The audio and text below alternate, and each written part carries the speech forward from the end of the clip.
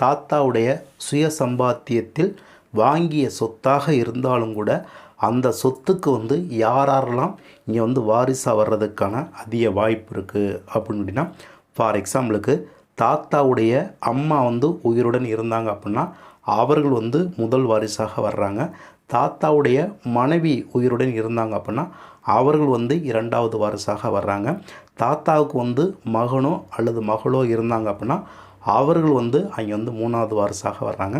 இந்த மாதிரி தாத்தாவுடைய சுய சம்பாத்தியத்தில் வாங்கிய சொத்தாக இருந்தாலும் கூட இவர்கள் எல்லோருமே அந்த சொத்துக்கு வந்து கண்டிப்பாக வாரிசாக வர முடியும். ஃபார் எக்ஸாம்பிளுக்கு தாத்தாவுடைய சுய சம்பாத்தியத்தில் வாங்கின அனைத்து சொத்துக்களையும் தாத்தா வந்து உயிருடன் இருக்கும் பட்சத்தில் தாத்தாவுடைய வாரிசாக வரக்கூடிய அனைவருக்கும் அந்த சொத்துக்களை வந்து சரிப்பங்காக பிரித்து பாகப்பிரிவினை செய்து அவர்களுடைய பேருக்கு வந்து அந்த சொத்துக்களை